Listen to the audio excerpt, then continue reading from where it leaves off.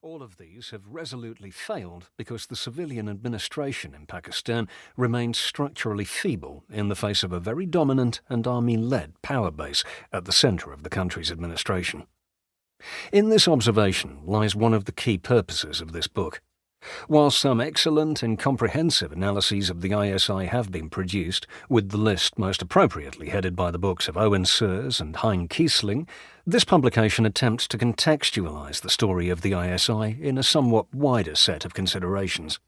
First, I show that the ISI is not just a fascinating case study of an intelligence service, but has been part and parcel of the development of the fifth most populous state in the world. As with many states in the global south, the continuing dominance of the army as the single most capable institution at the state's birth has been a key factor in the story of Pakistan, and continues to be so despite some very encouraging moves toward the entrenchment of civilian democracy. The story of the ISI is, in many ways, the story of Pakistan. Second, when placing the history of the ISI within the wider context of academic disciplines such as international relations, intelligence studies, and security sector reform, this analysis attempts a degree of comparative analysis with case studies of other states in the global south, both within Pakistan's neighbourhood and further afield, to consider how this particular state and intelligence service have progressed when compared to others on similar trajectories. In this way, it is envisaged that this book can act as a useful case study for students and researchers working in these wider fields of study alongside those with a general interest in this particular part of the world. Finally, the normative approach taken to analyses of security institutions such as the ISI can best be described as highly critical. It should be stated straight away that this analysis does not necessarily deviate from that path. It is suggested that if the ISI is to deliver a long-term legacy that does not focus on internal repression and political manipulation, not to mention a very lamentable record on the intimidation of critical journalism and dissent, then it has a great deal of work to do. The best way to make the changes, I suggest, is to return to the question of placing all the intelligence services in the state on a clearer and more robust statutory footing, which includes a realistic and workable process of oversight and accountability. In many ways, there is no avoiding this process in the longer term if the state is to flourish.